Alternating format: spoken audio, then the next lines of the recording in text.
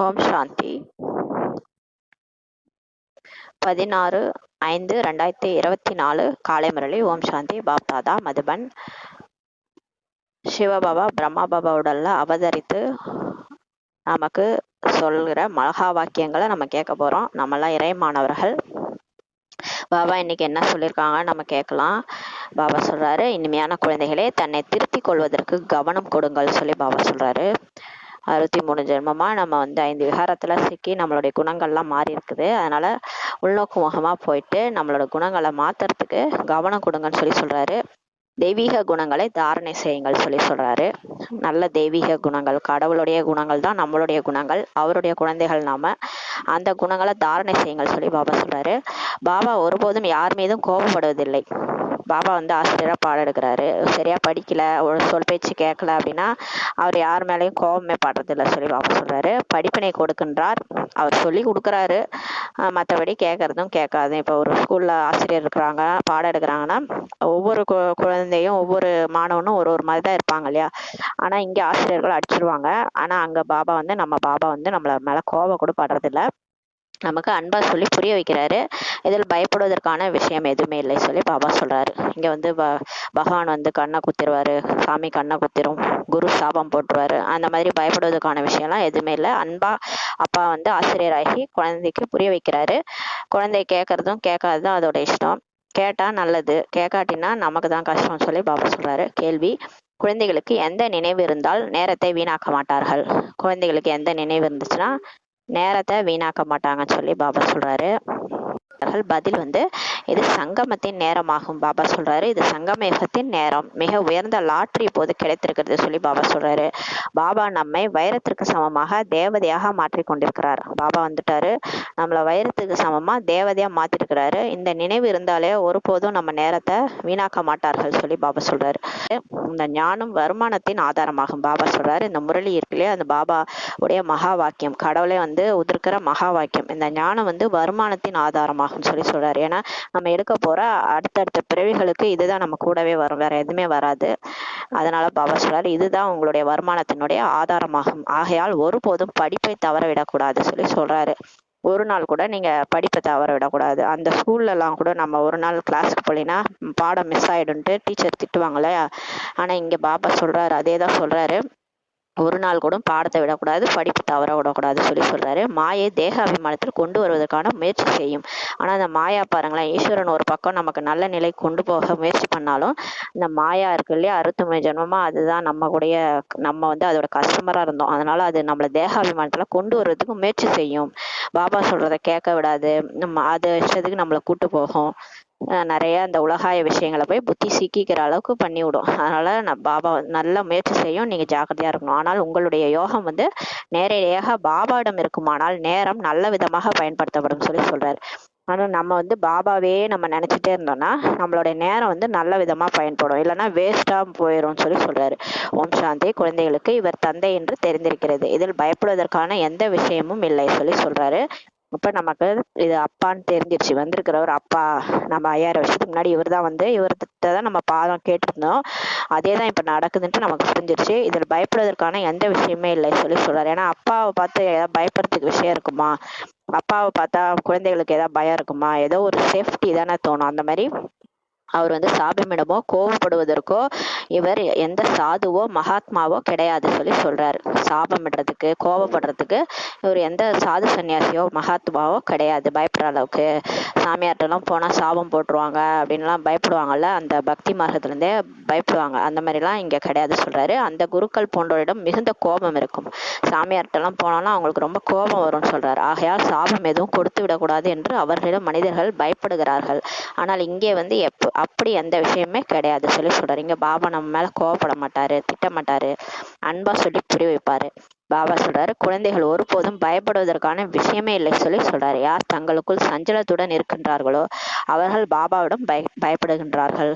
யார் நமக்கு தங்களுக்குள்ளாரியே சஞ்சலம், ஏதாவது ஸ்ரீமத் படி நடக்கல, அப்படின்னா நமக்கே ஒரு மனசு உறுத்தும். பாபா சொன்ன பேச்சு கேட்கல அப்படின்னா நமக்கு வந்து பாபாட்ட பயப்படுறாங்க. ஐயோ நம்ம பாபாட்ட வந்து பொய் சொல்லிட்டோம், பாபாட்ட சரியா நம்ம அவர் சொல்றது கேட்கறது இல்ல, முரளியில் அவர் சொன்ன மாதிரி நம்ம நடக்கிறது இல்லைன்னா சில பேர் பயப்படுறாங்க பாபாட்டேன்னு சொல்லி சொல்றாரு. லௌகீக தந்தை கோபப்படவும் செய்கிறார். இங்கே பாபா ஒருபோதும் கோபப்படுவதே இல்லை சொல்லி சொல்றாரு. நம்ம லௌகீக அப்பா கூட பாருங்களா, கோவம் வந்துச்சுன்னா அடிச்சிருவாங்க. ஆனா இங்க அப்பா வந்து நம்ம பாபா வந்து அடிக்கிறதே கிடையாது. நம்ம ஆத்மாக்களின் தந்தை நம்ம என்னைக்காவது பிரம்மா பாபா உடல்ல வந்திருக்காரு சிவபாபா, யாரையாவது கோவப்பட்டு திட்டி பார்த்துருக்கோமா? கிடையாது. ஒருபோதும் கோவப்படுறதே இல்லை சொல்லி சொல்றாரு. அன்பாதான் புரிய வைப்பாரு. பாபாவை நினைவு செய்யவில்லை ஆனால் விக்ரமங்கள் விநாசமே ஆகாது சொல்லி சொல்றாரு. சிவபாபா சொல்றாரு, நீங்க பாபாவை நினைக்கலன்னா பாவங்களே விநாசமாகாது. தன்னுடைய பல பிறவிகளுக்கான நஷ்டத்தை தானே ஏற்படுத்தி கொள்கின்றனர் என புரிய வைக்கிறார். நம்ம இப்போ பாவம் அழியாமலே நம்ம போனோம்னா என்ன ஆயிடும்? அப்படியே பழையபடியே ஆத்மா என்ன இருக்கும்? அது வந்து லேட்டாக தான் வரும். சத்தியகம் திரேதாயுகத்தில் வந்து முதல்ல வரதுக்கான வாய்ப்பு இருக்காது. லேட்டாக வர மாதிரி இருக்கும். திரேதாயுகம் இல்லை துவாபரயுகத்தில் கூட வர மாதிரி இருக்கும். ஏன்னா பாவம் அழியலைன்னா நம்மளால அந்த மாதிரி தான் வர முடியும். நடிப்பு உயர்ந்த நடிப்பு கிடைக்காது. அப்போ தனக்கு தானே நஷ்டத்தை ஏற்படுத்துகிறாங்கன்னு சொல்லி சொல்றாரு. குழந்தைகள் தன்னை மாற்றிக்கொள்ளட்டும் என்று பாபா புரிய வைக்கிறார். இப்ப பாபா எதுக்கு இதெல்லாம் சொல்லி புரிய வைக்கிறார்னா, தன்னை தானே மாற்றிக்கிட்டோம்னு சொல்லி புரிய வைக்கிறார். மற்றபடி பாபா கோபப்படுகிறார் என்பது கிடையாது. மற்றபடி பாபா முரளியில சொல்றாரு அப்படின்னா கோபப்பட்டு சொல்றாருன்னு கிடையாது, நல்லது சொல்றாரு சொல்லி சொல்றாரு. குழந்தைகளை தன்னை திருத்திக் கொள்வதற்கு நினைவு யாத்திரையில் கவனம் கொடுங்கள் என்று பாபா புரிய வைத்துக் கொண்டே இருக்கிறார். பாபா எதுக்கு சொல்றாருன்னா, என்னை நினைங்க, என்னை நினைச்சாதான் நீங்க வந்து தவறு செய்ய மாட்டீங்க, நினைவு யாத்திரையில இருந்தாதான் உங்களை திருத்திக்குவீங்கன்னு சொல்லி சொல்றாரு. கூட கூடவே சக்கரத்தை புத்தியில் வையுங்கள் சொல்லி சொல்றாரு. கூட கூடவே நான் வந்து எப்படி வந்தேன், நான் ஆத்மா பரந்தாமத்துல இருந்து நடிக்க வந்தேன், தேவதையா இருந்தேன், அப்புறம் துவாபரயுகத்துல பல பிரிவுகள் கடந்து இந்த மாதிரி ஆயிட்ட சூத்திரன் ஆகி திரும்ப நான் பிராமணன் ஆகி ஃபரிஸ்தாவாக போறேன். இந்த சக்கரத்தை சுத்திக்கிட்டே இருங்க, அப்பதான் வந்து நான் யாருன்னு ஞாபகம் போது இந்த தவறுகள் செய்ய மாட்டீங்கன்றாரு. தெய்வீக குணங்களை தாரணை செய்யுங்கள் சொல்லி சொல்றாரு. அது மாதிரி நல்ல நல்ல தெய்வீக குணங்கள், கடவுளுடைய குணங்கள், அது எல்லாமே எல்லாருக்குள்ளாரே இருக்கு இல்லையா? அன்பா, அமைதியா, பாசமா, இதெல்லாம் கடவுளுடைய குணங்கள் தான் இல்லையா? நடுநடுல மனுஷங்க அன்பா நடந்துக்குவாங்க, பாசமா இருக்கிறாங்க, அதெல்லாம் யாருடைய குணங்கள்னா அது கடவுள்கிட்ட இருந்து நமக்கு வந்தது. இதே கோபமா பேசுறது, கத்துறது, இதெல்லாம் அசுர குணங்கள், இதெல்லாம் மாயாவுடைய குணங்கள். இதெல்லாம் நம்ம பிரித்து பார்க்கணும். இது வந்து கடவுளுடைய குணம், இது ஏதோ மாயாவுடைய குணம். பிரிச்சு பார்த்து குணங்களை வந்து தாரணை செய்யுங்கன்னு சொல்லி சொல்றாரு. நினைவு தான் முக்கியமானது சொல்லி சொல்றாரு. பாபா சொல்றாரு, நினைவு தான் ரொம்ப முக்கியமானது, மற்றபடி சிருஷ்டி சக்கரத்தின் ஞானம் மிகவும் எளிதாகும் சொல்லி சொல்றாரு. மற்றபடி நம்ம வந்து ஞானம் கேட்கறது, சிருஷ்டி சக்கரத்தோட நாணம், இதெல்லாம் எல்லாருமே கத்துக்கலாம், குழந்தை கூட சொல்லலாம்னு சொல்லியிருக்காரு இல்லையா? ஆனா பாபா நினைக்கிறது தான் யாராலையும் முடியாது, அது ரொம்ப கஷ்டம்னு சொல்லி சொல்றாரு. இது வருமானத்திற்கான ஆதாரமாகும் சொல்லி சொல்றாரு. ஆனால் கூடவே தெய்வீக குணங்களையும் தாரணை செய்ய வேண்டும். நம்ம ஞானம் வந்து வருமானத்திற்கான ஆதாரம், ஆனா கூடவே நம்ம பாபாவுடைய குணங்கள், தெய்வீக குணங்களையும் தாரணை செய்யணும்னு சொல்லி பாபா சொல்றாரு. இந்த நேரம் முற்றிலும் அசுர குணமுடையவர்களாக இருக்கின்றார்கள். இந்த நேரத்துல பாருங்களேன், உலகமே கலியுகம் தமோ பிரதான நிலையில இருக்கிறதுனால ரொம்ப அசுர குணமுடையவர்களா தான் எல்லாருமே இருக்கிறாங்க. சாப்பாடு, உணவு பழக்கங்கள்லாம் அந்த மாதிரி இருக்கிறதுனால எல்லாருடைய குணங்களும் எல்லாருக்கும் வந்துருது இல்லையா? அப்ப அசுர குணங்கள்லாம் எல்லாருக்குமே இருக்குது சொல்லி சொல்றாரு. சிறிய குழந்தைகளிடம் கூட அசுர குணங்கள் இருக்கின்றன. சின்ன சின்ன குழந்தைகள்கிட்ட கூட பாருங்களேன், கோவப்படுது, அடிக்குது, அந்த மாதிரிலாம் இருக்குதுங்க. சின்ன குழந்தைகள்லாம் அசுர குணங்கள் இருக்கின்றன. ஆனால் அவர்களை கண்டிப்பாக அடிக்கக்கூடாது. ஆனா சின்ன குழந்தை அந்த மாதிரி செஞ்சா கூட அவங்கள அடிச்சிடாதீங்கன்னு சொல்லி பாபா சொல்றாரு. ஏன்னா அடிச்சாலே என்ன பண்ணுங்க, அதுங்க இன்னும் திரும்ப ரொம்ப மோசமா ரியாக்ட் பண்ணுங்க. அதனால அவர்கள் மேலும் அசுர குணங்களை கற்றுக்கொள்கிறார்கள். நம்ம அடிச்சோம்னாலே மேலும் மேலும் அசுர குணங்களை கத்துக்கிறாங்களாம். அங்கே சத்தியுகத்துல அப்படி கற்றுக்கொள்வதில்லை. சத்தியுகத்துல எல்லாருமே குழந்தைகள்லாம் ரொம்ப அப்பாவியா மகான் ஆத்மாக்களா இருப்பாங்க. அங்க எதுவுமே இந்த மாதிரி அசுர குணங்கள்லாம் அங்க வெளிப்படாது. இங்கே தாய் தந்தையிடமிருந்து குழந்தைகள் அனைத்தையும் கற்றுக்கொள்கிறார்கள். இங்க அம்மா அப்பா எப்படியோ அப்படியே குழந்தைகள் அப்படியே நோட் பண்றாங்க, என்ன செய்யறாங்க. அம்மா அப்பா கோவமா கத்தி சண்டை போட்டு அடிச்சுக்கிறாங்கன்னா குழந்தைங்களும் அதே மாதிரி பண்ணுதுங்க, பார்த்து கத்துக்குதுங்க இல்லையா? அதனால பாபா ரொம்ப ஜாக்கிரதையா இருக்க சொல்றாரு. பாபா ஏழைகளின் விஷயத்தை சொல்கிறார். இங்க பாபா ஏழைகள் விஷயத்த சொல்றாரு. பணக்காரர்களுக்கு இங்கேயே சொர்க்கம் போல தோன்றுகிறது. ஆனா பணக்காரர்கள் வந்து அவங்க இங்கேயே சொர்க்கம்னு நினைச்சிருக்கிறாங்க. ஏன்னா அவங்களுக்கு காசு பணம் இருக்கு, வீடு வாசல் சொத்து சுகம்லாம் இருக்கிறதுனால இதுவே சொர்க்கம்னு நினைச்சிருக்கிறாங்க. அவர்களுக்கு ஞானத்தின் அவசியமே இல்லை. அவங்களுக்கு ஞானம் கேட்க டைமே இருக்காது. ஏன்னா எனக்கு அவ்வளவு சம்பாதிக்கிற வேலை இருக்கு, நான் வந்து கோடி பிஸ்னஸ் சம்பாதிக்கணும், எல்லாருக்கும் சேர்த்து வைக்கணும்ட்டு அவங்களுக்கு இதுக்கெல்லாம் வந்து எனக்கு டைம் கிடையாது. இதை படிச்சுட்டு இருந்தா நான் எப்படி என் பிஸ்னஸை டெவலப் பண்றதுன்னு சொல்லுவாங்க. இது படிப்பாகும் சொல்லி பாபா சொல்றாரு. இங்க சொல்லி கொடுப்பதற்கு சீர்திருத்துவதற்கு டீச்சர் வேண்டும் சொல்லி சொல்றாரு. இங்க பகவானே நமக்கு டீச்சரா வந்திருக்கிறாரு. நம்ம சொல்லி கொடுத்து நடத்தை சீர்திருத்தத்துக்கு வந்திருக்கிறாரு. ஆக பாபா ஏழைகளின் விஷயத்தை தான் சொல்கிறார். இங்க ஏழைகள் தான் இருக்கிறாங்களே, அவங்களுக்கு தான் டைம் கிடைக்குது, அவங்க தான் கஷ்டப்படுறாங்க, பகவானை நினைக்கிறாங்க, பகவானை அறிஞ்சுக்கிட்டு வந்து முரளி கேட்கறாங்க. பாபா சொல்றாரு, குழந்தைகளின் நிலை என்ன, குழந்தைகள் எப்படி எப்படியெல்லாம் மோசம் அடைகின்றார்கள் என்று சொல்கிறார். பாபா சொல்றாரு, இப்ப சின்ன சின்ன குழந்தைங்க கூட எப்படி இருக்கிறாங்க, எப்படி எல்லாம் மோசமாயிடுறாங்க. தாய் தந்தையை அனைவரும் பார்த்து கொண்டே இருக்கின்றனர். அந்த தாயும் தந்தையும் என்ன பண்றாங்கன்றத அந்த குழந்தைகள் பார்த்துட்டே இருக்கிறாங்க. பிறகு சிறு வயதிலேயே அனைவரும் மோசமாகி விடுகின்றனர் சொல்றாரு. அது இந்த கலியுக தமோ பிரதான உலகத்துல சின்ன வயசுல குழந்தைங்க எல்லாம் கெட்டு போயிடுறாங்கன்னு சொல்லி சொல்றாரு. பாபா இதெல்லாம் பார்த்துட்டு சொல்றாரு, நான் கூட ஏழை பங்காளன் என்று இந்த ஆன்மீக தந்தை சொல்கின்றார். பாபா கூட சொல்றாரு, நானே ஏழை பங்காளன் தான், ஏழைகளுக்கு தான் நான் வந்து உதவி செய்வேன். ஏன்னா அவங்க தான் என்னை தெரிஞ்சுக்கிட்டாங்க, நான் தான் வந்திருக்கேன்ட்டு தெரிஞ்சுக்கிட்டு அவங்க தான் என்கிட்ட வந்து படிக்கிறாங்க. நான் ஏழை பங்காளனா இருக்கிறேன்னு சொல்லி சொல்றாரு. பாருங்கள், இந்த உலகத்தில் மனிதர்களின் நிலை என்ன என்று புரிய வைக்கின்றேன்னு சொல்லி சொல்றாரு. பாபா சொல்றாரு, இப்போ உலகம் எப்படி இருக்குது, மனுஷங்க எப்படி இருக்கிறாங்கன்னு உங்களுக்கு சொல்லித்தரான்னு சொல்லி சொல்றாரு. தமோ பிரதான உலகமாக இருக்கிறது. ஏன்னா இதை கூட தப்பா புரிஞ்சோம், ஏன்னா பாபா இதெல்லாம் சொல்றாருன்னு. பாபா வந்து இப்ப என்ன நடக்குதுன்றத சொல்லி புரிய வைக்கிறேன்றாரு. தமோ பிரதானமாக உலகமா இருக்குது இல்லையா, தமோ பிரதானத்துக்கு கூட எல்லை வேண்டும் அல்லவா சொல்லி சொல்றாரு. தமோ பிரதானம் கூட ஒரு அளவுக்கு தான் இல்லையா, ரொம்ப மோசமா போயிட்டே இருந்தா என்ன ஆகும், சின்ன சின்ன குழந்தைங்களாம் கூட வீணா போயிட்டே இருந்தா எப்படி இருக்கும், அது எல்லை இருக்குது இல்லையா. அதான் பாபா சொல்றாரு, எல்லாத்துக்குமே ஒரு எல்லை இருக்குது சொல்லி சொல்றாரு. கலியுகத்துக்கு 1650 வருடங்கள் ஆகிவிட்டது சொல்றாரு. இப்ப கலியுகம் முத்தி போச்சு, கடைசியை வந்து தொற்றுச்சு, கடைசி வந்துருச்சு, கலியுகம் வந்து வயசாயிடுச்சு, சுத்தமா முடிய போகுதுன்னு சொல்லி சொல்றாரு. ஒரு நாள் கூட அதிகம் குறைவு கிடையாது. எப்போது தமோ பிரதானம் ஆகிவிடுகிறதோ அப்போது பாபாவுக்கு வர வேண்டியிருக்கிறது. இந்த சிருஷ்டி எப்ப ரொம்ப மோசமா ஆயிடுதோ, தமோ பிரதான நிலை ஆயிடுதோ, அப்ப பாபாவுக்கு வர வேண்டியதா இருக்குது சொல்றேன். ஏன்னா கூப்பிடுறாங்க பத்தித்த பாவனுடைய வாரங்கள்ல, அப்ப கடவுளுக்கு அவசியம் வர வேண்டியதா இருக்கு எல்லாரையும் காப்பாத்துதுன்னு சொல்றாரு. நான் நாடகத்தில் கட்டுண்டு இருக்கின்றேன், நான் வந்து நாடகத்துக்கு கட்டுப்பட்டு இருக்கேன், டிராமாவை எதுவுமே செய்ய முடியாது.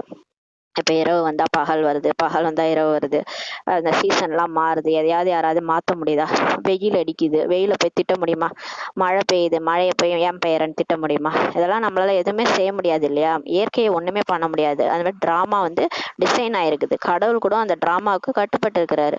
ஏன் இப்படி நடந்துச்சுன்னு அவரை போய் கேள்வி கேட்டு அவரை திட்டினா நம்ம என்ன பண்றது, வெயில திட்ட முடியுமா, இல்ல மழையை தான் நம்ம திட்ட முடியுமா, அது மாதிரி எல்லாமே இயற்கையா நாடகன்றதான் இயற்கையை நீங்க சொல்லிட்டு இருக்காங்க.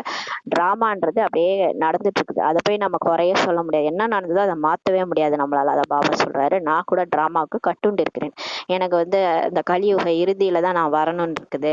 இவர் உடம்புல வந்து நீங்க எப்ப கூப்பிட்டாலும், நீங்க துவாபரத்துல இருந்தே என்ன கூப்பிட்டுருப்பீங்க, ஆனா என்னால அப்பெல்லாம் வர முடியாது. கலியுக இறுதியில இவரோட வானப்பிரஸ்த நிலையில தான் நான் வந்து இவர் உடம்புல பிரவேசமாகி உங்களுக்கு இந்த ஞானத்தை சொல்றேன். அதுக்கு முன்னாடியே வந்தா மட்டும் நம்ம கேட்க போறோமா, இப்பயே தான் நம்ம அவர் பேச்சை கேட்க மாட்டோம், இப்பயே நம்மளால பழைய சம்ஸ்காரங்கள்லாம் மாத்திக்க முடியல, அவர் சொல்ற விஷயங்களை எதையுமே ஃபாலோ பண்ண முடியல. அப்புறம் துவாபரயுகத்துல வந்தா மட்டும் நம்ம கடவுள் தான் நம்பியிருப்போமா, இப்பயேதான் நம்ம நம்ப நிறைய பேர் நம்ப மாட்டாங்க, கடவுள் வந்து பேசுறாருன்றதே டவுட்ன்றாங்க நிறைய பேர். இப்ப அந்த மாதிரி சொல்றாங்க, இதை எப்படி நம்புறீங்க, இறைவன் பேசுறாருன்ட்டு கேக்குறாங்க. அப்ப பாருங்களேன், அப்ப துவாபரயுகத்துல வந்தா என்ன பண்ணிருப்பீங்க, யாருமே நம்ப மாட்டீங்க. அதனாலதான் நான் நாடகத்தினுடைய கடைசியில வரேன்னு சொல்லி பாபா சொல்றாரு. நான் வந்துதான் ஆக வேண்டும் என்று பாபா சொல்கிறார். கடவுள் சொல்றாரு, நான் வந்தாதான் உலகம் மாறும், இல்லைன்னா என்ன ஆகுறது இந்த உலகம், இப்படியே போனா சின்ன குழந்தைங்க கூட வீணாயி போயிருங்க எல்லாமே. அப்ப நான் வந்துதான் எல்லாரையும் சீர்திருத்தணும்னு சொல்றாரு. அதனால அவர் வந்தே இருக்கிறாரு. ஆரம்பத்தில் எத்தனை ஏழைகள் வந்தார்கள், ஆரம்ப காலத்துல பாருங்க எத்தனை ஏழைகள் வந்தாங்க பாபா கிட்ட, பிரம்மா பாபா காலத்துல அவ்வளவு பேர் வந்தாங்க, பணக்காரர்கள் கூட வந்தாங்க. அந்த தாதிகள்லாம் பாத்தீங்கன்னா பணக்கார வீட்டு பசங்க தான், எவ்வளவு வசதியா வாழ்ந்தவங்க எல்லாருமே வந்தாங்க. இருவருமே சேர்ந்து அமர்ந்தார்கள், பாபா கிட்ட பாடம் படிச்சாங்க. பெரிய பெரிய வீட்டு குழந்தைகள் கூட வந்தார்கள், எதையுமே கொண்டு வரவில்லை. தாதி தீதிகள்லாம் பாத்தீங்கன்னா பெரிய பெரிய வீட்டு குழந்தைகள், ஆனா அவங்க எதையுமே வரும்போது கொண்டு வரல. ஏன்னா அவங்க வீட்டுல இருக்க சொத்து காசு பணம்லாம் எடுத்து வந்தாங்கன்னா, ஆனா எல்லார் வீட்லயும் வேலைக்காரங்க எல்லாம் இருக்கிறாங்க, இந்த சாப்பிட்ட தட்டை கூட எடுத்து போட மாட்டாங்க. அந்த மாதிரி ஃபேமிலியில ரிச்சஸ்ட் ஃபேமிலியில வளர்ந்தவங்க தான் தாதி தீதிகள்லாம். 9-12 வயசுல வந்துட்டாங்க பாபாட்ட. ஞானம் கேட்டாங்க. ஆனா அவங்க எதையுமே எடுத்துட்டு வரல சொல்லி பாபா சொல்றாரு. எவ்வளவு பிரச்சனைகள் ஏற்பட்டு விட்டது அந்த நேரத்துல, எவ்வளவு பிரச்சனை பிரம்மா பாபாவுக்கு அம்மாவுக்கு, அவ்வளவு பிரச்சனை நடந்தது. நாடகத்தில் என்ன நடக்க வேண்டியிருந்ததோ அது நடந்து விட்டது சொல்லி சொல்றாரு. அப்ப நாடகத்தை எல்லாத்தையும் தாங்கிட்டாங்க இல்லையா, அவ்வளவு பிரச்சனையும் தாங்கிட்டாங்க. அப்ப வந்து என்னெல்லாம் டிராமால இருந்துச்சோ அது நடந்ததுன்னு சொல்லி பாபா சொல்றாரு. இப்படி ஆகும் என்று நினைத்து கூட பார்த்ததில்லை, என்ன நடந்து கொண்டிருக்கிறது என்று பாபா அவரே ஆச்சரியப்படுகின்றார்.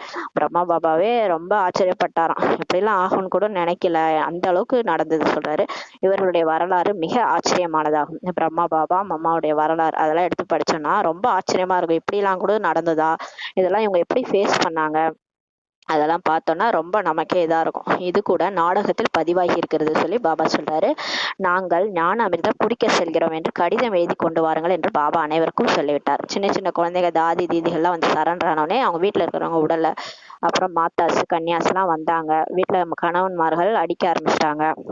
வெளிநாட்டுக்கு போயிட்டு வந்தவங்கலாம் அடிக்க ஆரம்பிச்சிட்டாங்க. அப்போ வந்து நீங்க எழுதி வாங்கிட்டு வாங்கன்னு சொன்னாங்க. நாங்க வந்து ஞான அமிர்தம் குடிக்க போகிறோம்னு சொல்லி கடிதம் எழுதி வாருங்கன்னு சொல்லி பிரம்மா பாபா எல்லார்ட்டும் சொல்லிட்டாரு. பிறகு அவர்களுடைய கணவன்மார்கள் வெளிநாட்டில இருந்து வந்து விட்டார்கள். அவங்களுடைய கணவன்மார்கள் வெளிநாட்டில இருந்து வந்து அவர்கள் விஷத்தை கொடுக்க சொன்னார்கள். இவர்கள் ஞான அமிர்தம் குடிக்கின்றோம், விஷத்தை எப்படி கொடுக்க முடியும் என்று கூறினர். இதை பற்றி இவர்களுடைய ஒரு பாட்டு கூட இருக்கிறது சொல்லி சொல்றாரு. இதைதான் வரலாறு என சொல்லப்படுகிறது. இதெல்லாம் நம்ம பிரம்மா குமாரிகளுடைய ஹிஸ்டரின்னு சொல்லி பாபா சொல்றாரு. சாஸ்திரத்தில் கிருஷ்ணருடைய வரலாறு என்று எழுதிவிட்டனர். இதெல்லாம் சாஸ்திரத்துல 16,108 ராணிகளை வச்சிருந்தார் கிருஷ்ணரு, அவருக்கு மனைவிகள் இருக்கிறாங்க, சேலையை திருடினாரு, இப்படி எல்லாம் வந்து எழுதிட்டாங்க. ஆனா இப்ப நடந்த விஷயத்தை தான் கிருஷ்ணருடைய வரலாறா சாஸ்திரத்துல எழுதிட்டாங்கன்னு சொல்லி சொல்றாரு.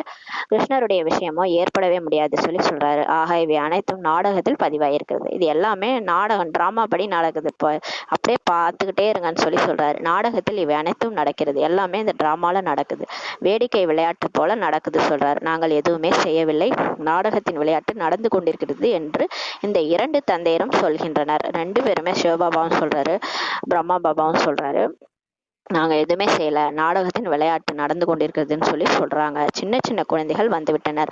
அவர்கள் இப்போது எவ்வளவு பெரியவர்களாக ஆகிவிட்டனர். அப்ப ஆரம்பத்துல 9 வயசு 12 வயசு தாதிகள் தீதிகள்லாம் வந்தாங்க. இப்ப எவ்வளவு பெரியவங்களா ஆயிட்டாங்கன்னு சொல்லி சொல்றாரு. குழந்தைகளுக்கான எவ்வளவு அற்புதமான பெயர்களை சந்தேசி குழந்தைகள் கொண்டு வந்தனர். அப்ப வந்தவங்களுக்கெல்லாம் நிறைய குழந்தைகளுக்கு பெயர்கள்லாம் வந்து சந்தேஷின்னா வந்து அவங்க டிரான்ஸ்ல போயிட்டு பாபாட்ட சிவபாபாட்ட பேசிட்டு வருவாங்க சூட்சும வதனத்துல. அந்த மாதிரி சந்தேசி குழந்தைகள் தாதிகள் போயிட்டு நிறைய பேர்லாம் கொண்டு வந்து குழந்தைகளுக்கு பேர் வச்சாங்க. பிறகு யார் இங்கிருந்து சென்று விட்டனரோ அவர்களுக்கு இப்போது அந்த பெயரே கிடையாது சொல்றாரு. அப்புறம் யாரெல்லாம் இந்த இன்ஸ்டிடியூஷன் வந்து பாதி பேர் போயிட்டாங்க. பிரம்மா பாபா இறந்தவொடனே நிச்சய புத்தி இல்லாதனால பாதி பேர் போயிட்டாங்க. யாரெல்லாம் அப்படியே ரத்தத்தால எழுதி கொடுத்தாங்களோ அவங்களாம் கூட போயிட்டாங்க. பேரெல்லாம் மாத்தி மாத்தி பாபா வச்சாரு, அவங்களாம் கூட போயிட்டாங்க. யாரெல்லாம் வெளியே போயிட்டாங்களோ அவங்களுக்கு இப்ப அந்த பெயரே இல்லைன்னு சொல்லி சொல்றாரு. பிறகு பழைய பெயர் ஆரம்பமாகிவிட்டது. பழையபடி கலியுகத்துல என்ன பேர் வச்சாங்களோ அந்த பேர்ல அவங்களுக்கு ஆரம்பிச்சிருச்சு சொல்றாரு. ஆகையால் பிராமணர்களின் மாலை உருவாகுதில்லை. அதனாலதான் பாபா வந்து இப்ப மாலை வந்து இந்த 108 மணி மாலை, அஷ்டரத்னங்கள் மாலை இதெல்லாம் உருவாக்குறது இல்லை. ஏன்னா இப்ப யாருமே சரியா இல்லை இல்லையா, மேலும் கீழுமா இருக்கிறாங்க. பாபா நல்லா அந்த குழந்தை புருஷார்த்தம் பண்ணுதுன்னு மாலையில கோக்கலான்னு பாக்குறாரு, சரி இல்ல கீழே விழுந்து கிடக்குறாங்க. அப்ப என்ன பண்றது? ஆகையால் பிராமணர்களின் மாலை வந்து இப்போது உருவாவதே இல்லைன்னு சொல்லி சொல்றாரு பாபா. உங்களிடம் எதுவும் இல்லை, இப்போது உங்கள்கிட்ட எதுவுமே இல்லை. முன்பு நீங்கள் மாலை உருட்டினீர்கள். பக்தி மார்க்கத்துல நம்ம கூட 108 மணி மாலை எல்லாம் உருட்டிட்டு இருந்தோம் இல்லையா, இப்போது நீங்கள் மாலையின் மணியாகவே ஆகின்றீர்கள் சொல்றாரு. நீங்க இப்ப அந்த மாலையோடைய மணியாவே ஆகிறீங்கன்னு சொல்லி சொல்றாரு. பாபாவுக்கு ஹெல்ப் பண்ணி சேவை பண்றதுனால நம்ம வந்து நல்லா புருஷார்த்தம் பண்ணி நம்ம வந்து இயற்கை வென்ற மாயை வென்ற ஆத்மாவா போனோம்னா நம்மளும் 108 மாலையில வர முடியும்னு சொல்லி பாபா சொல்றாரு. அங்கே பக்தியே இருப்பதில்லை, சொர்க்கத்துல பக்தியே கிடையாது, அங்க ஞானத்தினுடைய பிராலப்தம் தான் நமக்கு கிடைக்கும். இது புரிந்து கொள்ள வேண்டிய ஞானம் சொல்லி சொல்றாரு. ஆனாலும் வினாடிக்கான ஞானமாகும். இது வினாடியிலே புரிஞ்சிட ஞானம் சொல்றாரு. எப்ப அம்பு தைக்குதோ அப்ப டப்புன்னு அவங்களுக்கு புரிஞ்சிடும் நம்ம ஆத்மா இந்த உடல் கிடையாது, பரமாத்மா வந்து நம்மளுடைய அப்பான்றது ஒரு செகண்ட்ல எல்லாருக்கும் புரிஞ்சிடும்னு சொல்லி சொல்றாரு. ஆனா அந்த செகண்ட் தான் எப்ப வரும்னு தெரியாது. இப்ப நமக்கு புரிஞ்சிருச்சு இல்லையா, உலகத்தார் யாருக்குமே புரியலன்னா அவங்களுக்கு டச் ஆகலன்னு அர்த்தம். இன்னுமே அவங்களுக்கு புரியல, அவங்க தேக உணர்வுல இருக்கிறாங்க. அவங்களுக்கு பாபா டச் பண்ணுவாரு. பாபா எப்ப அவங்க பூட்டை ஓபன் பண்றாரோ அவங்களுக்கு ஒரு செகண்ட்ல அந்த ஞானம் புரிஞ்சிடும். அது வினாடிக்கான ஞானம் சொல்லி சொல்றாரு. ஆனா எல்லாமே பாபா கையில, டிராமா கையில தான் இருக்கு. நம்ம என்னதான் முட்டி முட்டி இது பண்ணாலும் நம்மளுடைய ஸ்திதியும் மாறணும், அப்பதான் உலகத்தினுடைய ஸ்திதியை மாறும்னு சொல்லி சொல்றாரு பாபா. பாபா ஞான கடல், கடல் முழுவதையும் மையாக ஆக்கி காடுகளை பேண ஆக்கினாலும் கூட ஞானம் முழுமையாகவே அடைய முடியாது சொல்லி சொல்றாரு. பாருங்களா பாபா எப்படி இருக்கிறாருன்னா ஞானத்துல கடலா இருக்கிறாரு. இந்த கடல் கீழே இருக்குது இல்லையா, அந்த கீழே கடல், அந்த கடல் முழுசையும் மையாக்கி காட்டுல உள்ள மரங்கள் எல்லாத்தையும் பேனாவாக்கி பேப்பர், வானத்தையே பேப்பர் ஆக்கி எழுதினா கூட பாபாட்ட இருக்கிற ஞானம் முழுசாவே அடைய முடியாது சொல்றாரு என்று சொல்கின்றனர். அந்த மாதிரி சொல்லியிருக்கிறாங்க சாஸ்திரத்துல. உண்மையிலேயே அது பாபாவுடைய ஞானம் தான். ஏன்னா யாருக்குமே இந்த ஞானம் ஃபுல்லா தெரியாது, அவருக்கு மட்டும் தான் தெரியும். விதைக்கு தான் ஞானம் தெரியும். விருட்சத்துல இருக்கிற செடி இலை தண்டுகள்லாம் எப்படி தெரியும் ஞானம்? பாபா விதை சொன்னாதானே தெரியும். பாபாவுக்கு தான் எல்லாமே தெரியும், நமக்கு எதுவுமே தெரியாது. அதனால பாபா சொல்றாரு ஆனால் வினாடிக்கான விஷயமாகும். ஆனா இந்த ஞானம் ஒன்று ஒரு செகண்ட்ல கிடைக்கிற விஷயம் தான் சொல்லி சொல்றாரு. தலைவனை பாபாவை தெரிந்து கொண்டால் ராஜ்யம் என்ற ஆஸ்தி கண்டிப்பாக கிடைக்க வேண்டும் சொல்லி சொல்றாரு. கடவுளை தெரிஞ்சுக்கிட்டோம்னா கண்டிப்பா உங்களுக்கு ராஜ்யம் கிடைச்சிரும், நீங்க கண்டிப்பா சொர்க்கத்துல போய் ஆட்சி செய்வீங்கன்னு சொல்லி சொல்றாரு. ஆக அந்த நிலையை அடைவதற்கு, அதாவது தூய்மையற்ற நிலையில இருந்து தூய்மை ஆவதற்கு உழைக்க வேண்டி இருக்கிறது சொல்லி சொல்றாரு. ஆனா லட்சுமி நாராயணன் ஆவறதுன்னா சும்மா கிடையாது. 16 கலைகள் நிரம்ப பெற்றவர்கள் ஆத்மா சம்பூர்ண தூய்மையா ஆகணும்னா ரொம்ப கஷ்டம். தூய்மையற்ற நிலையில இருந்து தூய்மை ஆகிறதுக்கு ரொம்ப முயற்சி செய்யணும்னு சொல்லி சொல்றாரு. ஏன்னா ஏகப்பட்ட டெஸ்ட் பேப்பர், 8 டெஸ்ட் பேப்பரும் ரொம்ப மோசமான டெஸ்ட் பேப்பர். அதெல்லாம் பாஸ் பண்ணாதான் நம்மளால லட்சுமி நாராயணன் ஆக முடியும். சாதாரணமா ஈஸியா நம்ம பாபா நினைச்சோம் ஈஸியா பாஸ் பண்ணிட்டு போறது விஷயம்லாம் இது கிடையாது. சித்தி வீட்டுக்கு போற மாதிரி கிடையாது சொல்லி பாபா சொல்றாரு. ஒரு IAS படிக்கணும், கலெக்டர் ஆகணும்னாலே எவ்வளவு மெனக்கட வேண்டியதா இருக்குது. டாக்டர் படிக்கணும்னாலே அதை விட இது எவ்வளவு உயர்ந்த படிப்பு. இங்க பகவானே டீச்சரா பாடம் எடுத்துட்டு இருக்கிறாரு. இது வாழ்க்கை பாடம். வாழ்க்கையில எல்லாத்தையும் கடக்க வேண்டியது இருக்குது. மரணத்துல இருந்து, நம்மளுடைய உடல் அபிமானத்தை விடுறதுல இருந்து, உறவினர்களுடைய மரணத்துல இருந்து எவ்வளவு விஷயத்த நம்ம ஃபேஸ் பண்ண வேண்டியது இருக்கு. இதெல்லாம் நம்ம கடந்து போய் மனசை சரியாக்கி ஆத்மா தூய்மையற்ற நிலையிலிருந்து தூய்மையாகிறது, அதுவும் 5 விகாரத்தை வென்று வெளியே போகிறது. நஷ்ட மோகா பற்றற்ற நிலை, கடைசி நிலை. அந்த நிலையை அடையறதுக்கு ரொம்ப மெனக்கிடணும், முயற்சி அதிகமா தேவை இருக்குது சொல்லி பாபா சொல்றாரு. தன்னை ஆத்மா என்று புரிந்து எல்லையற்ற தந்தையாகிய என்னை நினைவு செய்யுங்கள் என்று பாபா சொல்கிறார். பாபா சொல்றார், நீங்க ஒண்ணும் செய்ய வேண்டாம், நீங்க ஆத்மான்னு புரிஞ்சுக்கங்க, எல்லையற்ற தந்தை உங்களுடைய அப்பா, நானு அன்பா அப்பான்னு நினைவு செய்யுங்க போதும். ஏன்னா மாயா உங்களை என்ன பண்ணிருக்கு, மறக்கடிக்க வச்சு கைக்குள்ள போட்டு வச்சிருக்குது. அதுதான் உண்மைன்னு நினைச்சு நீங்க வாழ்ந்துட்டு இருக்கீங்க. இந்த பூலோகம் தான் உண்மை, இங்க இருக்கிறவங்க தான் உண்மை. இது உண்மையே கிடையாது, எல்லாமே மறைஞ்சு போயிடும் ஒரு நாள். கடைசியில ஆத்மா மட்டும்தான் இருக்கும், பரமாத்மா மட்டும்தான் இருப்பாரு. இது கூட ஒரு முறையில சொல்லியிருக்காரு. கடைசியா நானும் அப்பா மட்டும்தான் இருப்போன்ற மாதிரி இப்பயே புருஷார்த்தம் பண்ணுங்கன்னு சொல்றாரு. அப்ப பாபா நான் அவ்வளவுதான், வேற எதுவுமே நினைக்காதீங்க, எல்லாமே மாயான்னு சொல்லி பாபா சொல்றாரு. இதில் தான் உழைப்பு தேவை, ஆனா இதுல ரொம்ப முயற்சி இருக்குது சொல்லி சொல்றாரு. முயற்சி செய்விக்கக்கூடிய டீச்சர் இருக்கிறார் என்றாலும் கூட அதிர்ஷ்டத்தில் இல்லை என்றால் டீச்சர் என்ன செய்ய முடியும் சொல்லி பாபா சொல்றாரு. முயற்சி செய்விக்கக்கூடிய அப்பாவே டீச்சரா வந்திருக்கிறாரு. அவர் நம்மளை முயற்சி செய்ய வைக்கிறாரு, டியூஷன் கூட எடுத்து எக்ஸ்ட்ரா பாடலாம் கூட எடுக்கிறாரு. ஆனா நம்ம அதிர்ஷ்டத்துல இல்லைன்னா நம்ம என்ன பண்ணுவோம், டீச்சர் என்ன பண்ணுவாங்க? இப்ப டீச்சரே சொல்லி கொடுக்குறாங்க, ஒரு பையனுக்கு ரொம்ப எஃபர்ட் போடுறாங்க, இந்த பையனும் பாஸ் ஆகணும்ட்டு. அந்த பையன் படிக்க மாட்டான்னு போறான், அவன் சரியா ஒபீடியண்டா இல்ல, ஒபீடியன்ட் ஸ்டூடெண்டா இல்லைன்னா டீச்சர் என்ன பண்ண முடியும்? டீச்சர் எல்லாரும் திட்டிட்டு இருப்பாங்க, டீச்சர் சரியில்லைன்ட்டு.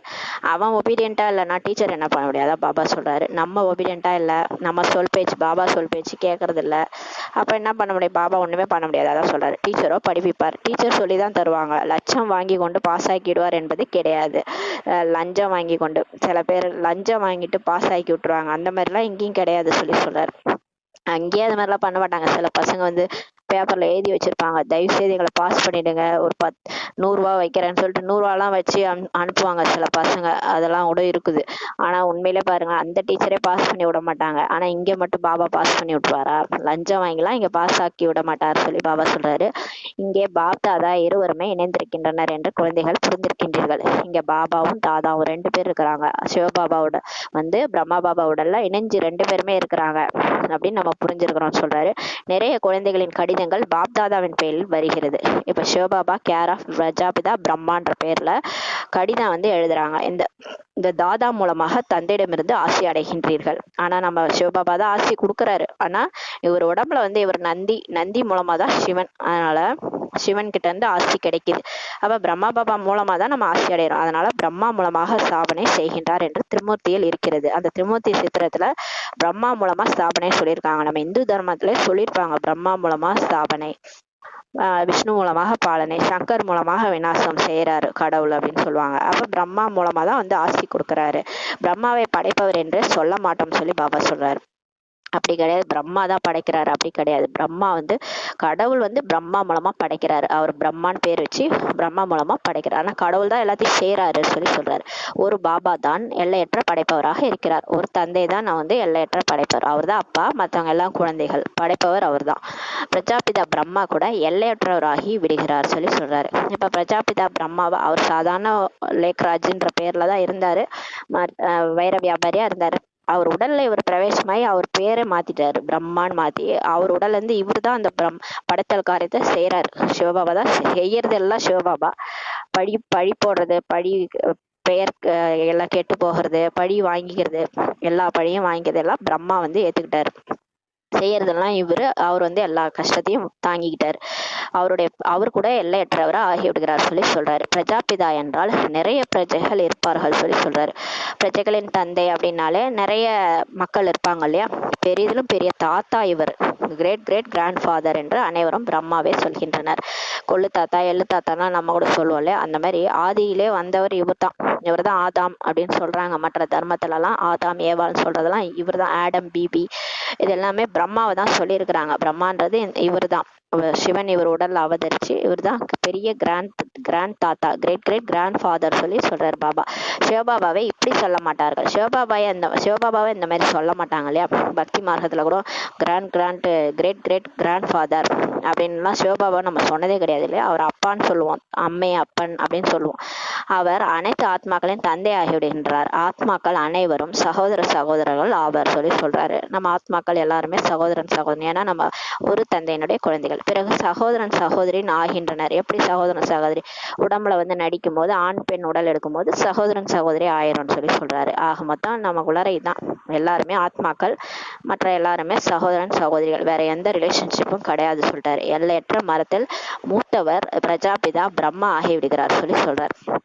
இந்த எல்லையற்ற மரத்துல மூத்தவரா இருக்கிறவர் பிரஜாபிதா பிரம்மா தான். அதுக்கப்புறம் தான் எல்லாரும் வராங்க. மரத்தின் கிளைகள் கூட இருக்கிறது அல்லவா, இது எல்லையற்ற மரமாகும் சொல்லி சொல்றாரு. இப்ப மரத்துல கூட கிளைகள்லாம் வருதுல, அதெல்லாம் மற்ற தர்மங்கள். இது எல்லையற்ற மரம் சொல்றாரு. ஆதாம் மற்றும் ஏவாள் என்று யாரை சொல்கின்றனர்? பிரம்மா சரஸ்வதியை சொல்கின்றனர் சொல்லி சொல்றாரு. இப்போது மரம் மிக பெரியதாகி விட்டது. இப்ப மரம் மனித சிருஷ்டி மரம் வந்து பெருசாயிடுச்சு. ஏன்னா 800 கோடி மக்கள் வந்துட்டாங்க இல்லையா. எல்லா கிளை இலைகள்லாம் வந்துருச்சு. இப்ப முழு மரமும் இற்று போய்விட்டது. கலியுக இறுதியில முழு மனித சிருஷ்டி மரம் இற்று போயிடுச்சு. பிறகு புதியதாக ஆக வேண்டும். திரும்ப இந்த மரத்தினுடைய விதை வந்தாரு. இந்த மரம் இற்று போச்சு. திரும்ப இந்த விதையா இருக்கிறவரு வந்து ஞானத்தை கொடுத்து திரும்ப புது மரத்தை உருவாக்குறாரு. அதான் புது உலகமா இப்ப மாறப்போகுது. இதைதான் பலதரப்பட்ட தர்மங்களின் மரம் என்று சொல்லப்படுகிறது சொல்லி சொல்றாரு பாபா. இந்த தர்மங்கள், நிறைய தர்மங்கள் இருக்கிறாங்களே, அதனால இது பலதரப்பட்ட தர்மங்களின் மரம் சொல்லப்படுது சொல்றாரு. பலதரப்பட்ட அம்சங்கள் இருக்கிறது, ஒன்று போல மற்றொன்று இருக்கவே முடியாது சொல்லி சொல்றாரு பாபா. ஒவ்வொருவரின் நடிப்பும் ஒரே போல இருக்க முடியாது. எல்லாருமே ஒரே மாதிரி நடிக்க மாட்டாங்க. அவங்கவுங்க பாட்டு, அவங்கவுங்க ஆத்மால ஸ்டோர் ஆயிருக்க பாட்டு நடிக்கிறாங்க சொல்றாரு. இவை மிக ஆழமான விஷயங்களாகும் சொல்லி சொல்றாரு. சிறிய புத்தி குறைந்தவர்கள் உடையவர்கள் வந்து புரிந்து கொள்ளவே முடியாது. சிறிய புத்தி உள்ளவர்கள், விசாலமான புத்தி இல்லாதவங்க, குறுகிய புத்தி உள்ளவங்க, தான் உண்டு தான் வேலை உண்டு தான் வீடு உண்டுன்ட்டு வாழறவங்க, சிறிய புத்தி உடையவர்கள்லாம் இந்த ஞானத்தை புரிஞ்சுக்க முடியாது சொல்றாரு. அவர்களுக்கு மிகவும் கடினமாகும். அவங்க வந்து ஏத்துக்க மாட்டாங்க. எதுவுமே அந்த பற்று விடணும்னு சொன்னா ஏத்துக்க மாட்டாங்க. அது எப்படி குழந்தை மேல பற்ற விடுறதுன்னுவாங்க. அதெல்லாம் பாபா சொல்றது அவங்களுக்கு புரியாது. ஏன்னா அவங்க குறுகிய வாழ்க்கையை வாழ்ந்துட்டு இருக்கனால அவங்களுக்கு புரியாது சொல்றாரு. ஆத்மாக்களாகிய நாம் சிறிய புள்ளியாக இருக்கின்றோம். நம்ம இப்ப வந்து சின்ன புள்ளியா இருக்கிறோம். பரம்பிதா பரமாத்மா கூட சிறிய புள்ளி ஆவார். அவரும் சின்ன புள்ளியா தான் இருக்கிறாரு. இவருக்குள் வந்து அவர் அமர்கின்றார். பிரம்மா உடல்ல வந்து அவர் அமர்கின்றார். ஆத்மா சிறியது பெரியதாக ஆவதில்லை. ஆத்மா சின்னதா பெருசாலாம் ஆகுறது இல்லை. எப்படி உடம்பு சின்னதா பெருசா ஆகுது இல்லையா. குழந்தையா இருந்து அதுக்கப்புறம் மனுஷனா மாறுறான். அந்த மாதிரிலாம் ஆத்மா மாறுறதில்ல சொல்லி சொல்றாரு. ஆத்மா எப்பயுமே புள்ளியாதான் இருக்குது. பாப்தாதா இருவருடைய இணைந்த நடிப்பு மிக அதிசயமானதாக இருக்கிறது சொல்லி சொல்றாரு. இப்ப பிரம்மா பாபா உடல சிவபாபா வந்து பிரவேசம் செய்யறாரு இல்லையா. பிரவேசமாகி 2 பேரும் அந்த நடிப்பு நடிக்கிறது ரொம்ப அதிசயமா இருக்குன்னு சொல்லி சொல்றாரு பாபா. இந்த அனுபவம் நிறைந்த ரதத்தை பாபா எடுத்திருக்கிறார். பிரம்மா பாபா அனுபவம் நிறைந்த ரதம். அவருடைய சரீரம் வந்து அனுபவம் நிறைந்த சரீரம். ஏன்னா வந்து அவர் எல்லா சாஸ்திரங்கள் எல்லாமே படிச்சிருக்கிறாரு. நிறைய குருமார்கள்ட்டெல்லாம் போயிருக்கிறாரு. நிறைய அவருக்கு தெரியும். அதனாலதான் அவர் உடல்ல வந்து இவர் பிரவேசமா இருக்கிறாரு. இது பாக்கியசாலி ரதம் என்று பாபா அவரே புரிய வைக்கின்றார். சிவபாபா சொல்றாரு, இவர் வந்து பாக்கியசாலி, ஏன்னா இவர் உடல்ல தான் நான் வரேன். இவ்வளோ பேர் ஆத்மாக்கள் இருந்தாலும் இவருடைய கடைசி உடல்ல தான் நான் வந்து பிரவேசம் செய்யறேன். அப்ப இவர் பாக்கியசாலி ரதம், இந்த ரதம் தான் பாக்கியசாலி ரதம். அவர் பக்கத்துல நான் உட்கார்ந்து உங்களுக்கு ஞானம் சொல்றேன்னு சொல்லி சொல்றாரு. இந்த மாளிகை, அதாவது ரதத்தில் ஆத்மா அமர்ந்திருக்கிறது. ஆக்சுவலா இந்த உடம்பு வந்து ஒரு மாளிகைன்னு சொல்றாரு பாபா. அந்த உடல்ல ஆத்மா அமர்ந்திருக்குது. நாம் இப்படிப்பட்ட பாபாவுக்கு வாடகைக்கு தன்னுடைய மாளிகை அல்லது ரதத்தை கொடுத்தால் என்ன நினைப்பீர்கள்? அதனால் தான் இவரை பாக்கியசாலி ரதம் என்று சொல்லப்படுகிறது சொல்லி சொல்றாரு. இப்படிப்பட்ட சிவபாபாவுக்கு வாடகைக்கு நம்மளுடைய ரதத்தை கொடுத்தோம்னா என்ன நினைப்போம்? அதனாலதான் இது பாக்கியசாலி உடல் ரதம் அப்படின்னு சொல்லப்படுது சொல்லி சொல்றாரு. பிரம்மா பாபாவுடைய உடல் வந்து பாக்கியம் செஞ்ச உடல் அது. ஏன்னா அந்த உடல்ல தான் சிவனே வர்றாரு. அதனால இது பாக்கியசாலி ரதம் சொல்லி பாபா சொல்றாரு. இதில் பாபா அமர்ந்து குழந்தைகளாகிய உங்களை வைரத்திற்கு சமமான தேவதைகளாக ஆக்குகின்றார் சொல்லி சொல்றாரு. இப்ப வந்து பாபா சிவபாபா வந்து குழந்தைகளாகிய நம்மளெல்லாம் வைரத்திற்கு சமமான தேவதைகளை ஆக்கிறதுக்கு அந்த உடல் நிமித்தமா இருக்குது சொல்லி சொல்றாரு. முன்பு இதை புரிந்திருக்கவில்லை, முற்றிலும் கீழான புத்தியாக இருந்தது. முன்னாடி நீங்க இதெல்லாம் புரிஞ்சுக்கல இல்லையா? கீழான புத்தியா இருந்தீங்க. நம்ம பிகேவாயி வந்து ஒரு வருஷம் கூட நமக்கு நிறைய புரியாம இருந்திருக்கும். கொஞ்சம் கொஞ்சமா தான் நமக்கு வந்து இதெல்லாம் உண்மைன்றதே புரிய ஆரம்பிச்சிருக்கும். பாபா சொல்றாரு, இப்போது குழந்தைகளாக நீங்கள் புரிந்து கொள்கின்றீர்கள். இப்ப நீங்க இது எல்லாமே புரிஞ்சுக்கிறீங்க, பிறகு நன்றாக முயற்சியும் செய்ய வேண்டும் சொல்லி சொல்றாரு. நீங்க புரிஞ்சுக்கிட்டு நீங்க வந்து முயற்சியும் செய்யணும், நேரத்தையே வீணாக்க கூடாது சொல்லி சொல்றாரு. டைம் வேஸ்ட் பண்ணாதீங்க. பள்ளியில் நேரத்தை வீணாக்குவதன் மூலம் தேர்ச்சி அடையாமல் ஆகிவிடுவார்கள். இப்ப ஸ்கூல்ல கூட பாருங்களேன், டைம் வேஸ்ட் பண்ணுவாங்க இல்லையா? அந்த ஸ்டூடெண்ட்ஸ் எல்லாம் பாஸே ஆக மாட்டாங்க, ஃபெயில் ஆயிடுவாங்க. கிளாஸ் நடத்தும் போது போய் சினிமா பார்ப்பாங்க, இந்த மாதிரி கட் அடிச்சுட்டு போயிட்டு இருக்கிற பசங்களாம் என்ன ஆயிடும்? ஃபெயில் ஆயிடும் இல்லையா? நல்லா படிக்கிற பசங்க தான் பாஸ் ஆகும். அது மாதிரிதான் இங்கேயும் பாபா வந்து கிளாஸ் எடுத்துட்டு இருக்கிறாரு. இறைவனே வந்து கிளாஸ் எடுக்கும் போது ஒழுங்கா முரளி படிக்கணும், ஒழுங்கா அமிர்த வேலை பண்ணணும், பாபாவை நினைக்கணும், டிராஃபிக் கண்ட்ரோலுக்குலாம் பாபாவை நினைக்கணும். அப்பதான் நம்ம வந்து பாவம் அழிஞ்சு நம்ம நல்லா ஃபர்ஸ்ட் கிளாஸ்ல பாஸ் ஆகி போக முடியுன்றாரு. டைம் வேஸ்ட் பண்ணாதீங்கன்றாரு. பாபா உங்களுக்கு மிகப்பெரிய லாட்ரி கொடுக்கின்றார். பாபா இப்போ வந்து நமக்கு பெரிய லாட்ரி கொடுத்துருக்கிறாரு. ராஜாவுடைய வீட்டில் சென்று பிறவி எடுப்பது என்பது லாட்ரி கிடைப்பது போலத்தானே சொல்லி சொல்றாரு. இப்போ ஒரு ஏழை குழந்தை போய் ராஜா வீட்டுல போயிட்டு, இல்ல ராஜாவோட வீட்டுல வந்து ஒரு குழந்தை பிறக்குது அப்படின்னா அது லாட்ரி கிடைக்கிற மாதிரி தானே சொல்லி சொல்றாரு. ஒன்றுமில்லாதவர் ஆகிவிட்டால் அதை லாட்ரி என்று சொல்வோமா என்ன சொல்லி சொல்றாரு. ஒண்ணுமே இல்லாம உட்காந்துக்கிறத லாட்ரின்னு சொல்லுவோமான்னு சொல்லி சொல்றாரு. இது அனைத்தையும் விட உயர்ந்த லாட்ரி ஆகும் சொல்லி சொல்றாரு. இப்ப பாபாவே வந்து நம்மள தத்தெடுத்துக்கிறாரு குழந்தையா. இது எவ்வளவு பெரிய லாட்ரின்னு சொல்லி சொல்றாரு. இதில் நேரத்தை வீணாக்கவே கூடாது. ஒரு நேரம் அன்னைக்கு கூட சொன்னார்ல, சுவாசம் வேஸ்ட் பண்ணாதீங்க, நேரத்தை வேஸ்ட் பண்ணாதீங்க. அந்த மாதிரி நேரத்தை வீணாக்க கூடாதுன்னு சொல்லி சொல்றாரு. மாயின் குத்து சண்டை என்று பாபா தெரிஞ்சிருக்கிறாரு. ஆனா மாயா நம்ம கூட குத்து சண்டை போடுது. நம்ம பாபா நினைக்கலான்னு போவோம், அப்பதான் மாயா நம்மள என்ன பண்ணும், மற்ற விஷயங்கள்ல கொண்டு போகும். இது மாயாவோட மல்யுத்தம்னு சொல்லி சொல்றாரு. அடிக்கடி மாயா தேக அபிமானத்தில் கொண்டு வருகிறது. அடிக்கடி நம்மள மாயா என்ன பண்ணிடுது? தேக அபிமானத்துல கொண்டு வருது. ஏதாவது ஒரு 5 விகாரத்துல மாட்ட வைக்குது சொல்றாரு. உங்களுடைய யோகம் நேரடியாக பாபாவிடம் இருக்கிறது. இப்ப நம்மளுடைய யோகம் வந்து பாபா கிட்ட நேரா இருக்குது. எதிரில் அமர்ந்திருக்கிறார் அல்லவா? இப்ப நேராவே நமக்கு தெரிஞ்சிச்சு கடவுள் யாருன்ட்டு. அவரை நம்ம நினைச்சிட்டு இருக்கிறோம். எதிரில நமக்கு முன்னாடி உட்கார்ந்துருக்கிறாரு. ஆகையால் நாடகப்படி இங்கே புத்துணர்ச்சி அடைய வருகின்றீர்கள் சொல்லி சொல்றாரு. இப்ப டிராமா படி நீங்க மதுபனுக்கு வரீங்க, புத்துணர்ச்சி அடைய வரீங்கன்னு சொல்றாரு. நான் உங்களுக்கு என்ன புரிய வைக்கின்றேனோ அதை தாரணை செய்ய வேண்டும் என்று பாபா சொல்கின்றார். நான் என்ன சொல்றேனோ அதை இந்த காதுல வாங்கி அந்த காதுல விடக்கூடாது. டெய்லி லைஃப்ல தாரணை பண்ணணும். பாபா என்ன புரிய வைக்கிறாரோ அதை வந்து லைஃப்ல அப்ளை பண்ணணும்னு சொல்லி சொல்றாரு. இந்த ஞானம் உங்களுக்கு இப்போதுதான் கிடைக்கிறது. இந்த ஞானமே இப்பதானே உங்களுக்கு கிடைச்சிருக்கு, பிறகு மறைந்து போயிடும் சொல்லி சொல்றாரு. அப்புறம் இந்த ஞானமே இருக்காது. இந்த உடலை விட்டு நீங்க போயிட்டீங்கன்னா, இங்க இந்த மாதிரி படிச்சுட்டு இருந்தீங்க, சிவன் வந்து உங்களுக்கு பாடம் எடுத்தாரு, நீங்க அதை தாரணை பண்ணீங்க, நீங்க பிராமணரா இருந்தீங்க, சேவை பண்ணீங்க, எதுவுமே ஞாபகம் இருக்காது. இந்த உடலை விட்டு போயிட்டீங்க, அடுத்த பிறவி நீங்க சத்தியுகத்துல போயிடுவீங்க, இந்த ஞானமே மறைஞ்சு போயிடும் சொல்லி சொல்றாரு. நிறைய ஆத்மாக்கள் சாந்தி தாமத்துக்கு சென்று விடுகின்றார்கள். மற்ற ஆத்மாக்கள்லாம் பாருங்க சாந்தி தாமத்துக்கு போயிடுவாங்க. ஏன்னா அவங்க வந்து பகவான்கிட்ட பாடம் படிக்க மாட்டாங்க. ஏதோ ஆத்மா பரமாத்மா மட்டும் தெரிஞ்சுட்டு துவாபரயுக கலியுகத்துல வருவாங்க. பிறகு அரை கல்பத்திற்கு பக்தி மார்க்கம் ஆரம்பமாகிறது. அதுக்கப்புறம் துவாபரயுகம் கலியுகத்துல பக்தி மார்க்கம் ஆரம்பமாகும். கடவுளை தேட ஆரம்பிப்போம், நம்ம தான் ஆரம்பிச்சு வைப்போம் சொல்லி சொல்றாரு. அரை கல்பத்திற்கு நீங்கள் வேத சாஸ்திரங்கள் படித்திருந்தீர்கள். நம்ம 2500 வருஷமா ராமாயணம், மகாபாரதம் இந்த மாதிரி நிறைய புக்கெல்லாம் படிச்சுட்டு வந்தோம். பக்தி செய்து வந்தீர்கள். நம்ம வீட்டுல விளக்கேத்துறது எல்லாமே பக்தி தான். நம்ம பக்தி செஞ்சுட்டு வந்தோம். நம்ம தான் ஆரம்பிச்சு வச்சோம். நம்ம கடவுளை தேடிக்கிட்டு பக்தி பண்ணிட்டு வந்தோம். நீங்கள் பாபாவை நினைவு செய்தால் பிறவி பிறவுகளுக்கான பாவம் அழிந்துவிடும் என்ற முக்கியமான விஷயம் புரிய வைக்கப்படுகிறது. இப்ப நம்ம பாபாவே வந்துட்டாரு. நமக்கு என்ன புரிய வைக்கிறாருன்னா, அவரை நினைச்சா பிறவி பிறவியா நம்ம தலைமையில இருக்கிற பாவ சுமையை அழிஞ்சிடும் சொல்லி பாபா சொல்றாரு. இந்த ஞானம் வருமானத்திற்கு ஆதாரமாகும் சொல்லி சொல்றாரு. இந்த ஞானமே நம்ம வருமானத்திற்கு ஆதாரம். இதன் மூலமா தான் பல பிறவிகளுக்கு சிவன் படி அளக்கிறாருன்னு சொல்லுவாங்களா, அந்த மாதிரி இந்த ஞானத்தை கேட்க கேட்கதான் நம்ம பல பிறவிகளுக்கு செல்வந்தரா வாழ போறோம்னு சொல்லி சொல்றாரு. இதன் மூலம் நீங்கள் பத்மாபதம் பன்மடங்கு பாக்கியசாலி ஆகின்றீர்கள் சொல்லி சொல்றாரு. ஒரு பாயிண்ட் கூட சொன்னார்ல, லட்சக்கணக்கான ரூபாய். ஒரு பாயிண்டே வந்து லட்சக்கணக்கான ரூபாய். அப்ப பாருங்க, இந்த முழு முரளியும் எவ்வளவு ரூபாய்க்கு சமமா இருக்கும். அப்ப பன்மடங்கு பாக்கியசாலி ஆகுறீங்கன்னு சொல்லி சொல்றாரு. அப்ப இந்த ஒரு நிமிஷம் கூட நம்ம வேஸ்ட் பண்ணக்கூடாது. சங்கம் யுகத்துல பகவானோட வாழ்கிற பாக்கியம் நமக்கு இப்பதான் கிடைச்சிருக்குது. அவரை நினைக்கிறதும் முரளி படிக்கிறதும் சிந்தனை பண்றதும் அவர் சொன்னபடி நாள் முழுது கர்மயோகியா இருந்து வேலை செய்யறது, அவர் சொன்ன ஸ்ரீமத் படி நடக்கிறது, சாப்பாடு குடித்தல் எல்லாமே அவர் சொல்ற மாதிரி நடக்கும் போதுதான் அந்த மாதிரி ஆக முடியும்னு சொல்றாரு. சொர்க்கத்தின் எஜமானர் ஆகின்றீர்கள். அப்போ சொர்க்கத்தின் எஜமானரா இப்ப ஆக போறீங்கன்றாரு. அங்கே அனைவரும் சுகமாக இருப்பார்கள். பாருங்க, அங்க சொர்க்கத்துல எல்லாமே சுகமா இருப்பாங்க. உங்களுக்கு சொர்க்கத்தில் எவ்வளவு அளவு கடந்த சுகத்தை கொடுத்தேன் என்று பாபா நினைவுபடுத்துகின்றார். பாபா சொல்றாரு, நீங்க சொர்க்கத்துல வாழ்ந்த போது எவ்வளவு சுகமா இருந்தீங்க, அவ்வளவு சுகத்தை உங்களுக்கு கொடுத்த என்ன பண்ணீங்கன்னு கேக்குறாரு பாபா.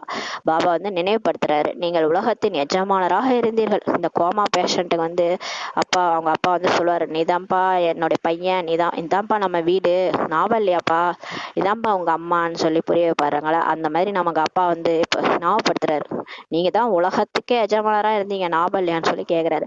பிறகு அனைத்தையும் இழந்து விட்டீர்கள், இப்ப எல்லாத்தையும் இழந்துட்டீங்கன்னு சொல்லி பாபா சொல்றாரு. அவர் மேல இருந்து டிராமா பாக்குறாரு. எல்லா எபிசோடும் அவருக்கு தெரியும்.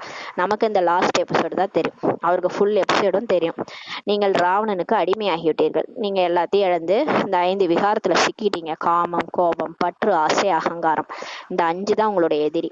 இதுலன்னா நீங்க அடிமையாயிட்டீங்க, அதனாலதான் இவ்வளோத்தையும் இழந்துட்டீங்கன்னு சொல்லி சொல்றாரு. இது ராமர் மற்றும் ராவனுடைய எவ்வளவு அதிசயமான விளையாட்டாக இருக்கிறது சொல்லி சொல்றாரு. இது பாருங்க, ராமரும் ராவணனும் ஆடுற விளையாட்டு இது மீண்டும் நடக்கும் சொல்லி சொல்றாரு. இது இப்ப மட்டும் கிடையாது, இது கல்பமா நடந்துட்டு இருக்கு. இதேதான் 5000 வருஷத்துக்கு ஒரு தடவை திரும்ப திரும்ப ரிப்பீட் ஆகுது. நீங்க இதே நடிப்பு நிறைய முறை நடிச்சிட்டீங்கன்னு சொல்லி சொல்றாரு. ஆரம்பமும் முடிவும் இல்லாத உருவாக்கப்பட்ட நாடகமாகும் சொல்லி சொல்றாரு. இது முதல் முடிவு இல்லாத உருவாக்கப்பட்ட நாடகம். அதனாலதான் வந்து பிரம்மா மேல போனாரு, விஷ்ணு கீழே போனாரு, ஒரு அழியாத ஜோதி தான் தெரிஞ்சுது அப்படின்னு சொல்லி சொல்லுவாங்க இல்லையா. வெறும் ஜோதி பிழம்பு தான் தெரிஞ்சுது, ஆதியும் இல்லை அந்தமும் இல்லை அப்படின்னு சொல்லிட்டாங்க 2 பேரும் சொல்லி சொல்லுவாங்க. தாழம்பூ சொல்லிச்சுன்னு சொல்லி ஏதோ சொல்லுவாங்க, சாஸ்திரத்துல சொல்லுவாங்க இல்லையா. அது இந்த கதை தான். அதாவது இந்த டிராமா வந்து அழிவும் கிடையாது, ஆரம்பமும் கிடையாது, முடிவும் கிடையாது. அழிவற்ற நாடகம் இது உருவாக்கப்பட்டிருக்கு. இதுக்கு அழிவே கிடையாது. இது எப்ப ஆரம்பிச்சது எப்ப முடியும்னு தெரியாது. நம்மளும் ரிப்பீட்டடா இதை நடிச்சுக்கிட்டே இருக்கிறோம். அதுதான் வந்து இதுதான் சிதம்பர ரகசியம் சொல்லி பாபா சொல்றாரு. சொர்க்கத்தில் நீங்கள் சதா ஆரோக்கியமாக இருக்கின்றீர்கள். சொர்க்கத்துல நம்ம ரொம்ப ஆரோக்கியமா இருக்கிறோம், எப்பயுமே ஆரோக்கியமா இருக்கிறோம். அதாவது தலைவலி, ஒரு தலைவலி கூட வராது, எந்த பிரச்சனையுமே இருக்காது, சதா ஆரோக்கியமா உடல் இருக்கும் அங்க சொல்லி சொல்றாரு. இங்கே மனிதர்கள் ஆரோக்கியமாக இருப்பதற்காக எவ்வளவு செலவு செய்கின்றனர். இங்க பாருங்க, நம்ம ஆரோக்கியமா இருக்கிறதுக்கு எவ்வளவு டேப்லெட் சாப்பிட்றோம், எவ்வளவு டாக்டர்கிட்ட போறோம், என்னென்னமோ செய்யறோம் இல்லையா. அது கூட ஒரு பிறவிக்காக தான் இருக்கிறோம் இல்லையா. அப்ப அந்த உடலை விட்டு அடுத்த உடல் போனவொடனே என்ன ஆகும், அவ்வளவுதான், முடிஞ்சிருச்சு இல்லையா. பாபா சொல்றாரு, அரை கல்பத்திற்கு சதா ஆரோக்கியமாக ஆவதற்காக உங்களுக்கு என்ன செலவாகிறது சொல்லி சொல்றாரு. ஒரு நயா பைசா செலவு கிடையாது. பாருங்க, இப்ப நீங்க அரை கல்பத்துக்கு சதா ஆரோக்கியமா ஆக போறீங்க. ஆனா அதுக்காக உங்களுக்கு என்ன இப்ப செலவு பண்றீங்க, ஒரு நயா பைசா கூட உங்களுக்கு செலவு கிடையாது. அன்னைக்கு கூட சொன்னாரு இல்லையா பாபா, நீங்க இந்த ஞானம் கேட்கறதுக்கு உங்கள்ட்ட நான் பைசாவே வாங்குறது இல்லை, இந்த ஸ்கூல்ல உங்களுக்கு வந்து ஃபீஸே கிடையாதுன்னு சொன்னார் இல்லையா. அந்த மாதிரி இப்போ ஒரு நயா பைசா கூட நமக்கு செலவு கிடையாது. நம்ம அரை கல்பத்துக்கு சதா ஆரோக்கியமா ஆக போறோம். பாபா நினைக்க ஆரோக்கியம் கிடைக்கும். தேவதைகள் சதா ஆரோக்கியமாக இருக்கின்றார்கள் அல்லவா. நீங்கள் இங்கு வந்திருப்பதே சதா ஆரோக்கியமானவர் ஆவதற்காக தான் சொல்லி சொல்றாரு. நம்ம இங்க வந்திருக்கிறதே சதா ஆரோக்கியமா, உடல்ல நோயே வரக்கூடாதுன்றதுக்காக தான் இங்க வந்திருக்கிறோம்னு சொல்லி சொல்றாரு. ஏன்னா பாபா நினைச்சாலே ஆரோக்கியமா ஆயிடுவோம். யோக சக்தியின் மூலமா தான் நீங்க உயிரோடவே இருக்கிறீங்க. உங்கள் ஆயுள் வந்து அதிகரிச்சிருக்குன்னு சொல்லி பாபா முரளியில சொல்லியிருக்காரு இல்லையா. அதனால இங்க வந்ததுனாலதான் நம்ம ஸ்ரீமத் படி நடந்து உணவு குடித்தெல்லாம் பாபா சொன்னபடி சாப்பிட்றதுனாலதான் நம்ம உயிரோடவே இருக்கிறோம். இல்லைன்னா ஜானகி தாதி கூட சொல்லியிருக்காங்களாம், அவங்களுக்கு வந்து ஜோசியர் வந்து அல்பாயுசுன்னு சொல்லியிருந்தாங்க. ஆனா அவங்க நிறைய வயசு இருந்திருக்காங்க இல்லையா. அது எல்லாமே பாபாவுடைய நினைவுனாலதான் அந்த அளவுக்கு ஆரோக்கியமா இருக்கிறாங்கன்னு சொல்லி சொல்றாரு. இங்க வந்து யோகா பண்ணி நம்ம எல்லாமே கிளாஸ் கேட்டு நம்ம புத்தியெல்லாம் மாத்திரதுனாலதான் நம்ம வந்து ரொம்ப நாள் ஆயுளோட இருக்க முடியும்னு சொல்லி பாபா சொல்றாரு. ஒரு பாபாவை தவிர அனைவரையும் சதா ஆரோக்கியமாக வேற யாருமே ஆக்க முடியாது சொல்லி சொல்றாரு பாருங்க. ஒரு சிவபாபா தவிர எல்லாரையும் ஆரோக்கியமா சதா ஆரோக்கியமா யாராவது மாத்துவாங்க? ஏதாவது ஒரு டாக்டர் வாங்க உங்களுக்கு பல ஜென்மத்துக்கு நான் உங்களை வந்து ஆரோக்கியமா வச்சு காட்டுறேன், இந்த ஊசி போடுறேன்னு சொல்லி யாராவது ஒரு டாக்டர் ஊசி போட்டிருப்பாங்களா? இல்லையே. நமக்கு சிவபாபா தான் இப்ப ஞான இன்ஜெக்ஷன் போடுறாரு. இந்த ஞான இன்ஜெக்ஷன் போடுறதுனால நம்ம வந்து 21 பிறவிகளுக்கு சதா ஆரோக்கியமா ஆயிடுறோம்னு சொல்லி பாபா சொல்றாரு. இப்போது நீங்கள் சர்வ குணங்கள் நிறைந்தவர்களாக ஆகின்றீர்கள். இப்ப நம்ம வந்து சர்வ குணங்கள் நிறைந்தவர்களா ஆகிறோம். நீங்கள் சங்கம் யுகத்தில் இருக்கின்றீர்கள். நம்ம வந்து இப்ப சங்கம் யுகத்துல பாபா கூட வாழ்ந்துட்டு இருக்கிறோம். பாபா உங்களை புதிய உலகத்தின் எஜமானராக ஆக்கி கொண்டிருக்கிறார். பாபா இப்ப நம்மள புது உலகத்துக்கே எஜமானரா ஆக்கிட்டு இருக்கிறாரு. நாடகத்தின் திட்டப்படி எதுவரை பிராமணர் ஆகவில்லையோ அதுவரை தேவதையாக ஆக முடியாது சொல்லி சொல்றாரு. பிகே ஆகாம நம்மளால தேவதையா ஆக முடியாது. சிவன் பிரம்மாவோடலாம் அவதரிச்சு ஞானம் சொல்றாரு. பிரம்மாவை நம்பல, பிராமணரா ஆகல, நான் இந்த பிரம்மா பாபாவை நம்ப மாட்டேன், சிவபாபாவுமே நம்பல, நான் ஞானமே கேட்கல, அவ எப்படி சொர்க்கத்துல போய் தேவதை ஆக முடியும்?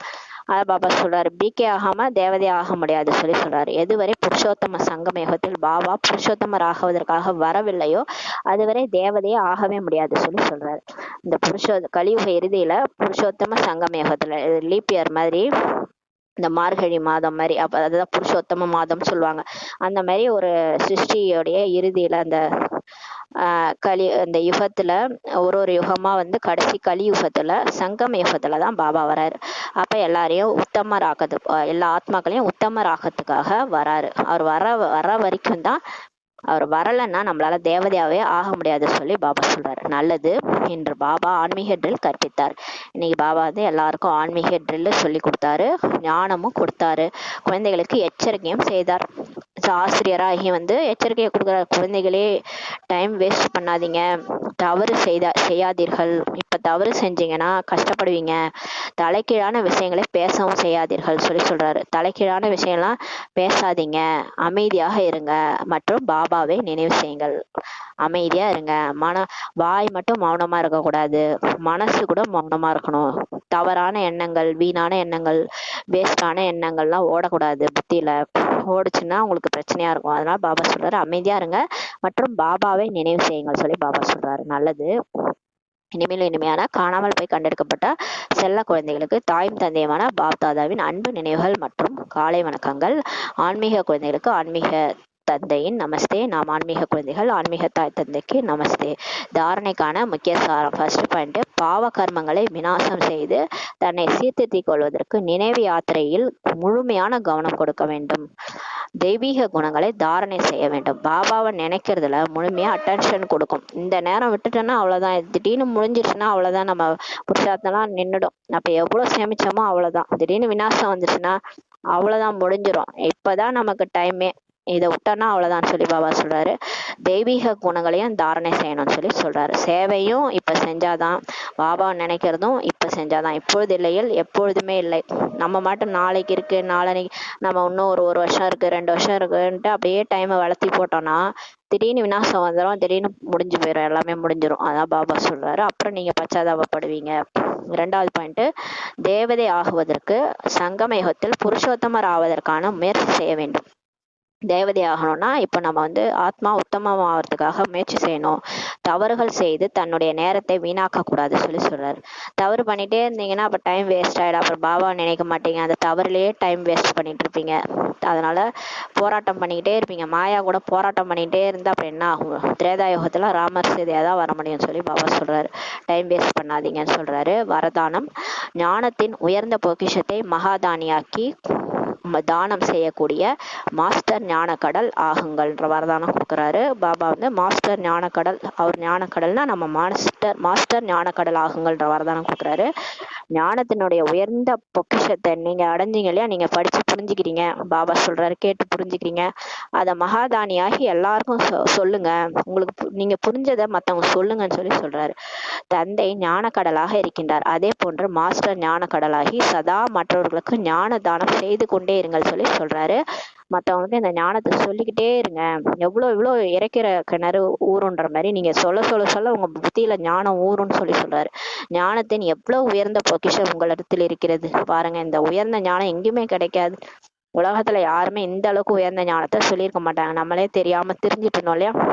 முக்தி எப்படி கிடைக்கும், ஜீவன் முக்தி எப்படி கிடைக்கும், எப்படி இந்த பிறப்பிறப்புல இருந்து தப்பிக்கிறதுலாம் எங்கெங்கயோ தேடி தேடி அலைஞ்சோம். எந்த சத்சங்கத்திலயும் சரியான பதில் இல்லை. இங்கதான் நமக்கு கிடைச்சது இல்லையா?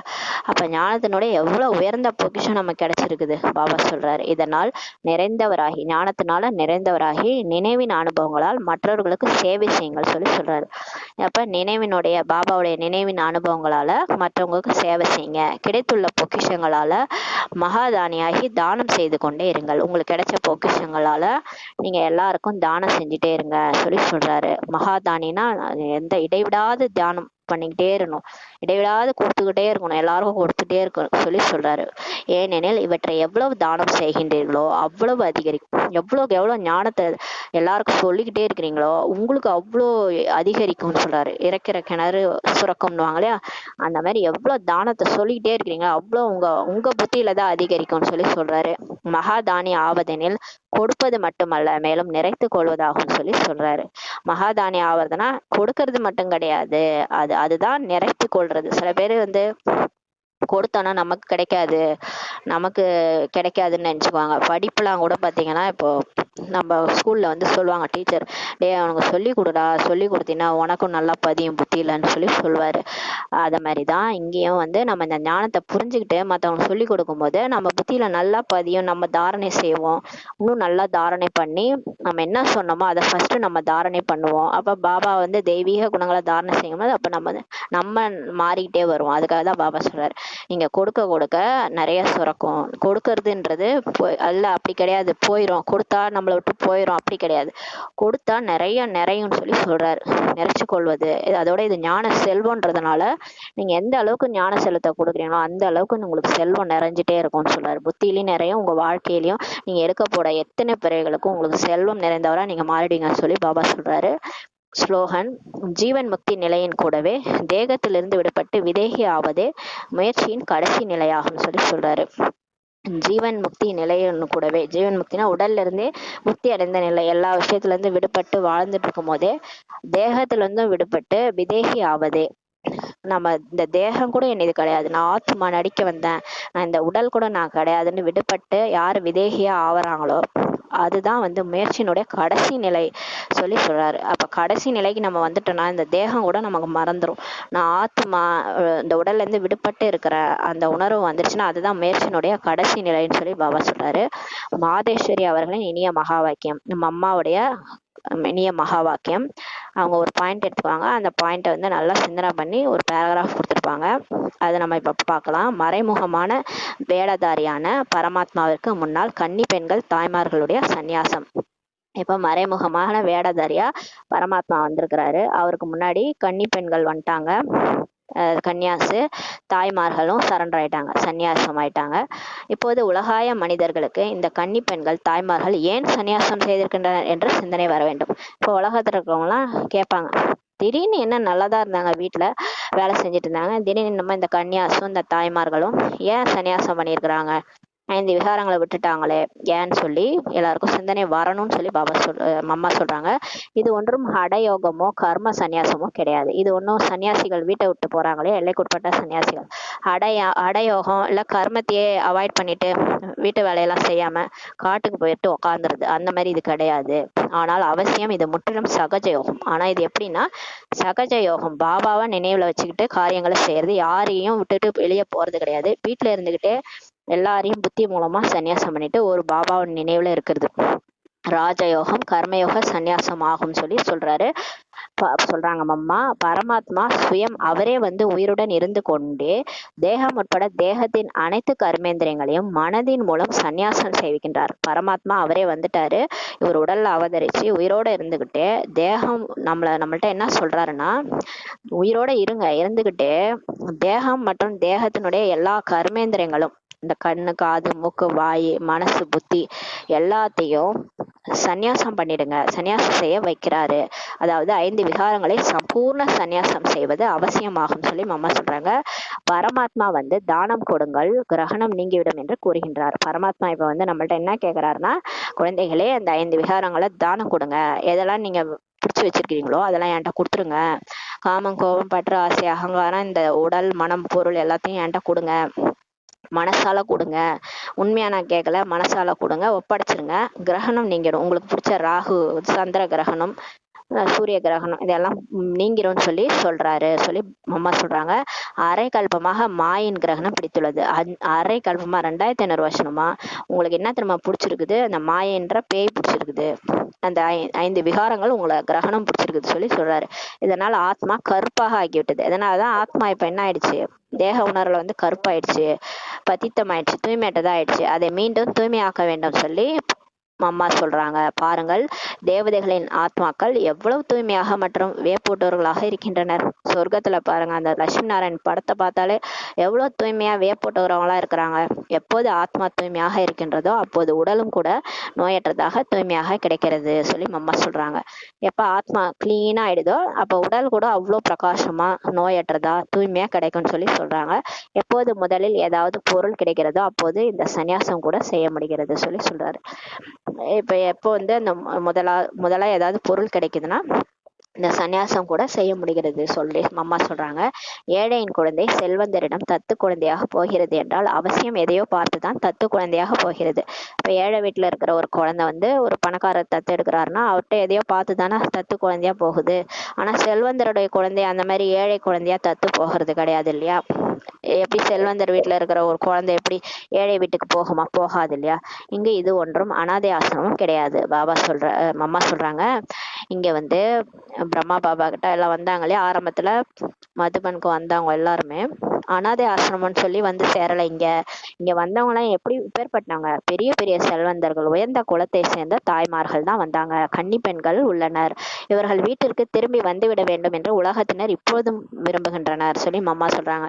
இப்ப கூட இவங்க பசங்கெல்லாம் வந்துட்டா நல்லா இருக்கும்னு தான் உலகத்துல இருக்கிறவங்க நினைச்சிட்டு இருக்கிறாங்க. ஆனா இவங்க போக மாட்டாங்க. இவங்க பாபாவுடைய ஞானத்துல மயங்கி எல்லாருமே பெரிய பெரிய செல்வந்தர்கள் வீட்டில் இருக்கிறவங்களாம் வந்துட்டாங்கன்னு சொல்றாங்க அம்மா. ஆனால் இவர்கள் என்ன பிராப்தியாக அடைந்ததனால் இந்த மாயாவி செல்வம் பொருள் அதாவது அனைத்தையும் சந்நியாசம் செய்திருக்கின்றனர் என்று மக்களுக்கு கேள்வி எழுதுன்னு அம்மா சொல்றாங்க.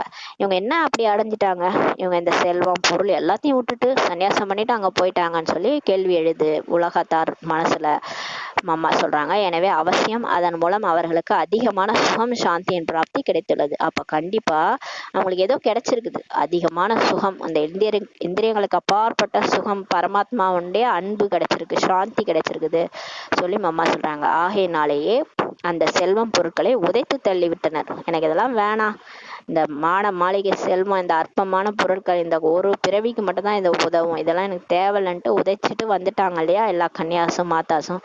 எவ்வாறு ராஜா கோபிச்சந்த் மற்றும் மீரா ராணி பதவியை அதாவது ராஜ்யத்தை சந்நியாசம் செய்தனர். அது ஹிஸ்டரியில காமிச்சிருக்க அந்த ராஜா கோபிச்சந்த் மீரா ராணி அவங்க எல்லாம் பதவியை கூட உதறி தள்ளிட்டு வந்தாங்க, சன்னியாசம் பண்ணிட்டு வந்தாங்க. அது மாதிரி இது ஈஸ்வரிய அதீந்திரிய அலௌகிக சுகம். இது எப்பேற்பட்ட சுகம் பாருங்க, அலௌகிக அதீந்திரிய சுகம், இந்திரியங்களுக்கெல்லாம் அப்பாற்பட்ட சுகம் பரமாத்மாவிட்ட மட்டும்தான் கிடைக்கும். அதுக்கு முன்னாடி அந்த உலகாய பொருட்கள் துச்சமானதாகும் அம்மா சொல்றாங்க. மறுபிறவி எடுத்ததனால் நாம் ஜென்மங்களுக்காக அமரபுரியின் ராஜ்யத்தை பிராப்தியாக அடைத்து கொண்டு இருக்கின்றோம் என்பது அவர்களுக்கு தெரியும் சொல்றாங்க அம்மா. இப்ப மறுபிறவி எடுத்ததுனால ஜென்மங்களுக்கு சொர்க்கத்துல போய் ராஜ பிராப்தியா அடைஞ்சிட்டு இருக்கிறோன்றது மாதாஸ்க்கும் கன்னியாஸ்க்கும் தெரியும். ஆகையினாலேயே எதிர்காலத்தை உருவாக்குவதற்கான முயற்சி செய்து கொண்டு இருக்கின்றனர் அம்மா சொல்றாங்க. பரமாத்மாவினுடைய ராவதி என்றால் அனைத்தையும் அவருக்கு அர்ப்பணம் செய்து விடுவது என்பதாகும். இப்ப பரமாத்மா வந்துட்டாரு, அவருடைய ராகிறதுனா உடல் மனம் பொருள் 5 விகாரம் எல்லாத்தையும் அவர்கிட்ட அர்ப்பணம் செய்யறதுன்னு சொல்றாங்க அம்மா. பிறகு அவர் அதற்கு கைமாறாக என்ன கொடுக்கிறாரு, அழிவற்ற பதவியை கொடுத்து விடுகின்றார். எனவே பரமாத்மா தான் இந்த சங்கமயுக சமயத்தில் இந்த மனோ விருப்பத்தை பூர்த்தி செய்கின்றார் அம்மா சொல்றாங்க. ஏனெனில் விநாச ஜுவாலையில உடல் மனம் செல்வம் உட்பட அனைத்தும் சாம்பலாகிவிடும் என்று அறிந்திருக்கும் போது அதை ஏன் பரமாத்மாவின் காரியத்தில் வெற்றிகரமானதாக ஆக்கக்கூடாது அம்மா கேக்குறாங்க. எல்லாமே அழிய போகுதுன்னும் போது எல்லாமே அழியதானே போகுது, உடல் மனம் பொருள் நம்ம வச்சிருக்கிறதெல்லாம் வேஸ்டா போகுது, ஏன் அதை நம்ம பாபாவுடைய காரியத்துல யூஸ் பண்ணக்கூடாது. வெற்றிகரமானதை ஆக்கக்கூடாதுன்னு சொல்லி அம்மா கேட்குறாங்க. எப்போது அனைத்தும் விநாசமாக போகிறதோ அப்போது நாமும் பெற்றுக்கொண்டு என்ன செய்வது என்ற இந்த ரகசியத்தையும் இப்போது புரிந்து கொள்ள வேண்டும் சொல்லி அம்மா சொல்றாங்க. நாம் சன்னியாசிகளை போன்று மண்டலேஸ்வரர்களை போன்று ஒன்றும் மாளிகை கட்டி அமரப்போவதில்லை சொல்றாங்க அம்மா. நாங்க அந்த மாதிரிலாம் மாளிகை கட்டி உட்காந்துட்டு இருக்க போறதில்ல. ஆனால் ஈஸ்வரன் சேவையில விதை விதைப்பதன் மூலம் அங்கு எதிர்காலத்தில் ஜென்மங்களுக்கு இவருடையவராக ஆகிவிடுவோம் சொல்லி அம்மா சொல்றாங்க. இப்ப நம்ம பாபா சேவையில பணத்தை கொடுக்கறதுனால, நம்ம உடல் மனம் பொருள் எல்லாத்தையும் விதைக்கிறதுனால நம்ம எதிர்காலத்துல ஜென்மங்களுக்கும் பிரம்மா பாபாவோட ஆட்சி செய்வோம். இது மறைமுகமான ரகசியமாகும் சொல்லி சொல்றாரு. பிரம்மா பாபா அங்க நாராயணா வர அவருடைய ராஜ்யத்துல நம்மளும் வருவோம். இது மறைமுகமான ரகசியம் சொல்லி அம்மா சொல்றாங்க. பிரபுவோ வள்ளல் ஆவார். ஒன்று கொடுத்தால் 100 பெறலாம். இப்ப சிவபாபா வள்ளல். அவர்கிட்ட ஒன்று கொடுத்தா அவர் அப்படியே கள்ளங்கபடமற்ற வள்ளல் போலோநாத். அவர்கிட்ட ஒண்ணு கொடுத்தாலே என்ன, நம்ம 100 பெறலாம்னு சொல்லி அம்மா சொல்றாங்க. நம்ம பாருங்க, ஒன்னுத்துக்கும் உதவாத இந்த உடல் மனம் பொருள் ஒரு வேஸ்ட் ஆனது. இந்த உடல் மனம் பொருள், அது கலியுகத்துல ஒரு வேஸ்டான உடல் மனம் பொருள் தான் நம்ம வச்சிருக்கிறோம். அதை கொடுத்துட்டு அவர்கிட்ட ராஜ்ய பாக்கியத்தையே வாங்க போறோம். அதை ஒன்று கொடுத்தால் 100 பெறலாம் சொல்லி அம்மா சொல்றாங்க. ஆனால் இந்த ஞானத்தில் முதலில் பொறுத்து கொள்ள வேண்டியதாக உள்ளது. ஆனா இந்த ஞானத்துல நம்ம வந்த உடனே நிறைய பிரச்சனைகள் வரும், நிறைய எதிர்ப்பாங்க உலகத்தார். இதை ஏன்னா எல்லாமே புதுசு, ஞானம் புதுசு. நம்மளுடைய செயல்கள் எல்லாமே மாயைக்கு எதிராக இருக்கும். திரும்பவும் உலகத்துல வாழறவங்களுக்கும் நமக்கு டிஃபரன்ஸ் வரும். அப்ப நிறைய விஷயங்களை பொறுத்து கொள்ள வேண்டியதாக உள்ளது சொல்லி அம்மா சொல்றாங்க. எவ்வளவு பொறுத்து கொள்வீர்களோ அவ்வளவு இறுதியில் பிரபாவம் வெளிப்படும். நீங்க எவ்வளவு பொறுத்துக்கிறீங்களோ அவ்வளவு உங்களுடைய பிரபாவம் கடைசியில வெளிப்படும். ஆனா இப்பவே நம்ம அதை எதிர்பார்க்க கூடாது. இப்ப எல்லாருமே நம்மள ஒரு மாதிரியா தான் பேசுவாங்க, ஒரு மாதிரியா தான் பண்ணுவாங்க. ஆனா கடைசியில எல்லாருமே புரிஞ்சுக்குவாங்கன்னு சொல்லி அம்மா சொல்றாங்க. ஆகையினால் இப்போதுல இருந்தே முயற்சி செய்யுங்கள் சொல்லி அம்மா சொல்றாங்க. ஆனா டைம் வேஸ்ட் பண்ணாதீங்க. பாபா சொன்ன மாதிரி அம்மாவை சொல்றாங்க, இப்போதுல இருந்தே முயற்சி செய்யணும். அப்பதான் நம்ம கடைசியில நம்மளுடைய புகழ் வெளிப்படும் சொல்லி அம்மா சொல்றாங்க. நல்லது. ஓம் சாந்தி. நன்றி பாபா, நன்றி ராமா, நன்றி பரிவாரம். ஓம் சாந்தி.